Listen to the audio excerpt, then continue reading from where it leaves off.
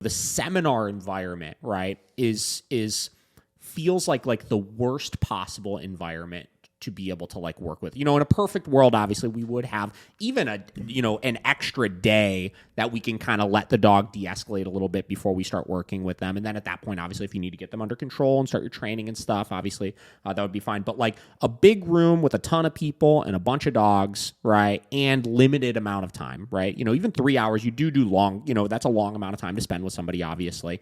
But, it's still in the grand scheme of things a pretty short period of time, and it's probably a lot of information being thrown at the owner all at once.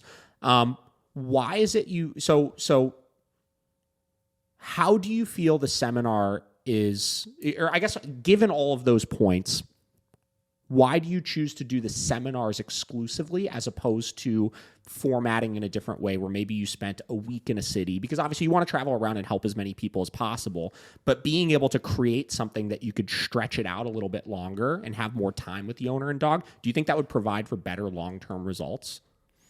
Yeah, I think so. And one of the first things that all my clients are made aware of when they come to the class is that it's not an ideal environment to train. But they also understand that even with just classes, a lot of the cities, they get completely sold out, and there's more people begging to come, and there's no more, there's not enough time. I have a personal life as well. Sure. So I'm just trying my best to help as many people as possible. Yeah. So that's why we do the seminars, and the owners are aware that they're coming there to get all the knowledge, and they have to pay a lot of attention. They get an email that tells them, come with an open mind, come to stay the entire time, pay close attention, get videos if you need, because we want them to have all the knowledge so that they can go home and continue to work with the dog. And it's, again, me trying to do the best that I can, and it's not claiming that this is like the ideal scenario. Plus, it's not something that I have been doing for years and years and years either. All the times that I did group trainings, they would be separated into dogs that are under 6 months and then over 6 months, and then dogs that are aggressive, they would get a private section first. And then as they start to improve, they would come to a group training. I'm basically only doing these seminars because of the huge demand and the amount of emails that we get from people that have their faces bitten off, huge wounds on their arms, dogs that have killed each other at home. Those are the types of emails and messages that I get on a regular basis from all over the world. People like, please help my dog. They killed each other. Now they're trying to kill the other dog. They bit my kid, 3 times, and we want to stop that. And they send me horrific pictures of the attacks that have occurred and the stressful situation that they're currently living in. And so because of the huge demand, and again, just me being there and trying to be helping everybody, I have been doing the seminars for a while, and it's actually something that I am slowing down. It was already part of the plans, and I'm only going to be doing one seminar, per city, and then allowing more spectators. So starting in November, my last one now with a lot of people would be, and multiple classes would be in Austin next month. But then after that, everything is going to be one single class. There's going to be other trainers helping. So it's going to be definitely a lot more better structured with a microphone. The whole goal is for people to come and pay attention and observe and learn that way. And also we're going to separate the dogs a little bit. So out of the 15 families that signed up already, they're going to be split into like maybe 3 groups. Before everybody's a little bit more under control, instead of everybody just coming in there and being chaos. Because again, you kind of adapt and you learn as you go. Like this is something new. It built on demand. I started with classes that were just a few people. I was driving across the country, and then now we have weekends with hundreds of people coming. So it's like I did 4, 6, and in New York City, even like 8 classes back to back. 2 classes per day. And that's a lot. And that's with anywhere from 10 to 20 families per class with dogs and then spectators. But now again, we're slowing down on that, so I have more time.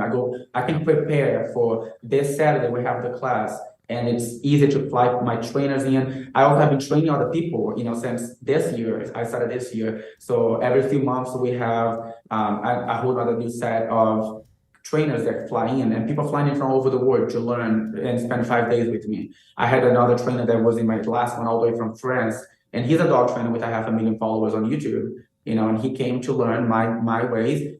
There's many trainers who have very successful facilities that have taken the courses. And they are joining the team basically to help take The clients, we get thousands of emails every single week from people from all over the world that want to sign up. And that's why I did so many classes back to back. And because of the reason why I put so many people together, which is the maximum, that is very overwhelming for everybody involved, even myself. Sure. But I had to do it first to realize, okay, we're trying to evolve and get better, basically. Like I started my classes with, I put this limit in my head. I could do 20 dogs, 20 families with dogs. And then eventually got to that level. And some families a lot of people had 2 dogs, and it would be like 30 dogs class in a single class, and working for 5 hours. And it was just a lot. And I split the class into 2 groups now of 10 and 10. It's a lot better, but still a lot. So, we are constantly trying to find ways to accommodate the business, the demand, and not sacrificing the dogs. In the middle of it. Yeah, it's funny. You're like answering my questions before I ask them. So that was going to kind of segue into the next thing, which is like, like I love this like noble cause of like, you have so much demand for obviously your services, right? You have a lot of people that know you could help them, right, with their situation. But like, man, as you're exploding just faster and faster and faster, like it's, I would say already it's impossible for you to help everybody. You know what I mean? By yourself. Like you just, Augusta, right? Like you can't help every single dog in the world, right? At what, but like, so you have plans to start then, like realistically, the next thing would be like helping to either scale or then partner off with other trainers that you could refer business to. Like, are there people that you trust around the country as trainers that you refer clients out to, like post your seminars and things like that? Well, so because I know there's obviously a lot of people that message me like, I'm a dog trainer here, let me be a part of your team. I did the course for that reason. I spent 5 days with them, and this does not make them a dog trainer. So what the course does for 5 days is obviously everybody that is already a dog trainer, and they just come and they learn a few new techniques from me, and they kind of get on board with how I do things. Then they would quickly be dog daddy certified trainers. This is just to basically my audience to know that these people have worked with me hands-on. We're on the same page, and I can be comfortable referring them to my clients. So next year, there's going to be a lot of trainers that will be on board on my website that people will be able to directly sign up to them through my website and sign up, for one-on-one classes with them around the world. So I'm training them for that reason. The people that are switching careers, they're looking to become dog trainers. They do the 5-day trainers course, and then they get to come to my seminars for free to continue to practice. And they won't become a dog trainer for me, and they understand that unless they get approved, meaning someone that I feel comfortable that they are giving good advice to the owners. They know how to handle these dogs. They're not going to be, bullshitting with the training, basically. But I get about, I would say, half and half. People that have no idea how to train dogs, and they're like doctors that come to my classes. They want to become dog trainers, and literally like all kinds of different classes of people. But there's also the other half that are professional dog trainers with a successful training career right now. The last one before this one, that I had a couple, for example, that they are the one that hosted my seminar in Minnesota. I'm sure you have seen because it's on the hot dogs Instagram. He's like sending people to give them negative reviews, but basically they have a 100-dog successful, a 100-dog training facility that they board and train, and they have flown. They actually went on a trip with me to Brazil. We have never known each other before that. They came to my 5-day course. We have traveled together now. They have been to many of my seminars. I held my seminar in that venue. And they are, again, someone that didn't need to do my course to become a dog trainer. Sure. They are already successful on their own. A lot of people, they definitely are intrigued, and they want to be a part of what I do, and they want to learn that I do have a lot of things that I teach people that you don't get in a regular trainer's course. I have the privilege of being able to grow up learning from dogs. And I literally spent the first 18 years of my life learning from dogs. And so I'm not basically, limited to just that. Like I have learned like anyone else would learn, watching videos, reading books, like, working with other trainers, working hands-on, doing research, like just literally seeing all the different methods and different techniques, and then implementing whatever I found would be worth it, and kind of eliminating everything else. But what I really do that a lot of people don't do is have a very good understanding of the dog. Like I tell my clients things about their dog that they are shocked. They're like, how do you even know that? Yeah. You know, the dog could be just afraid, and I know the dog is reactive, or the dog, that whatever that behavior that translates into when the dog leaves the room that we're working in. And so I'm able to base on like, okay, this is what is the best approach for your dog. So for example, I will tell, a lot of times I'll take the leash off my client's hand with just crazy, huge, lunging dogs, very aggressive. And then there's one that's quiet, sitting in the room, doing nothing, wagging its tail, letting everybody pet them. Yeah. And I will say, let's put a mouse on this dog because this one is going to put up a fight. Yeah. And everybody's like, really? Even the owner's like, yeah. I'm like, your dog is only quiet because he hasn't been pushed. All the issues that you're having with your dog is because they're enabled.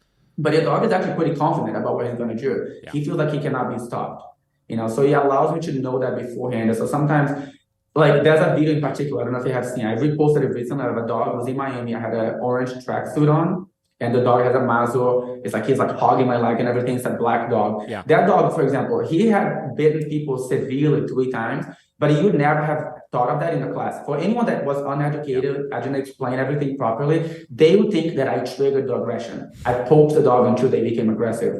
But in reality, the problem's already there. It's just dormant until you push the dog. Yes. Now, most people are like, why are you pushing the dog? Well, because whenever he decides to be aggressive, he's serious. He will go for the kill. He had attacked 3 people and caused severe damage without any fear. He's just ready to deliver the bite.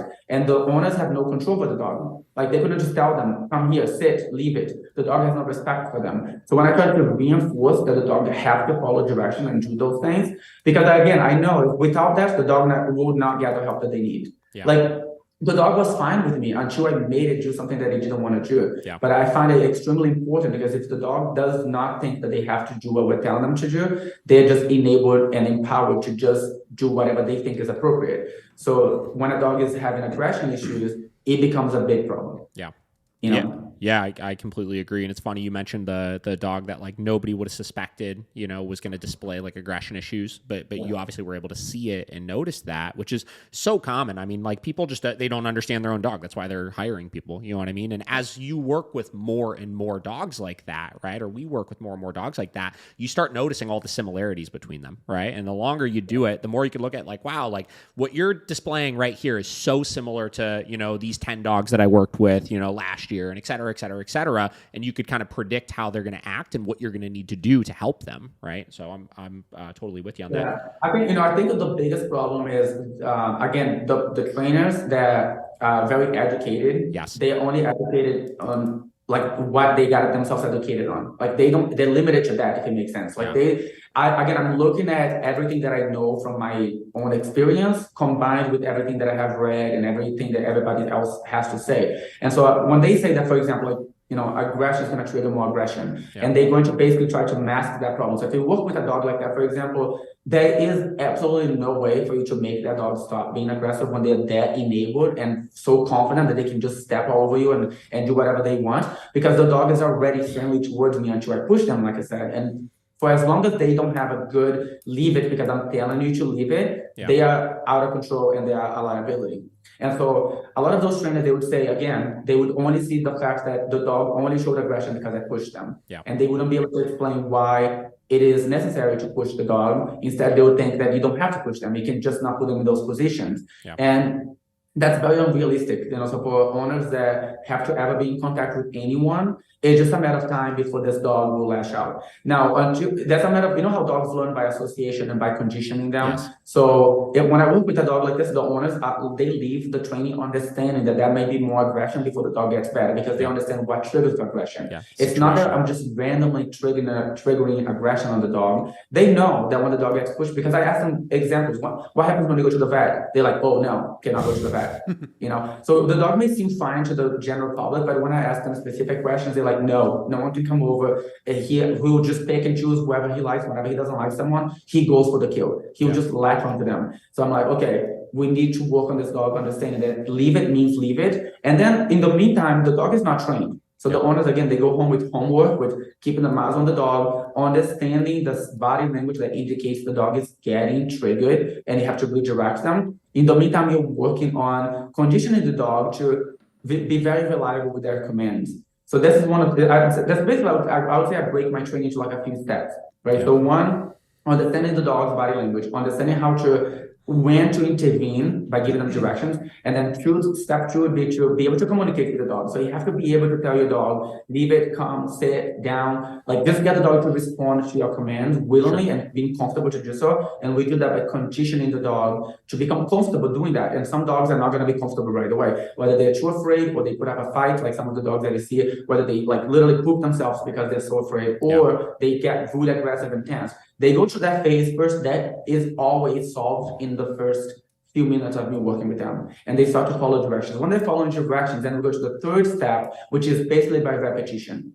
So every time this dog have someone come over and they're no longer allowed to be in charge of being at the door and being aggressive, and the one is telling them leave it, but then also creating a positive environment for the dog.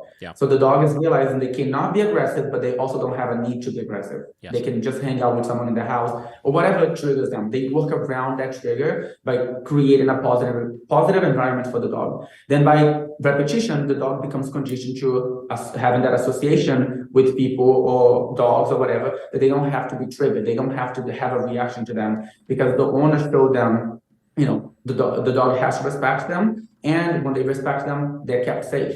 They have nothing bad is going to come from it. And it's basically building positive association, just like you would use positive reinforcement. But the difference is we're working with dogs that positive reinforcement only would not work. Like the dog would, as soon as they're triggered, they would go back to being aggressive. And what I explain to my clients too, which I think any trainer could understand this and agree, that every time a dog is practicing the bad behaviors, they are regressing, they are going backwards, they're practicing that, they're learning to behave like that. So basically, if let's say you're doing your best, right, to use only positive reinforcement, you're avoiding certain triggers.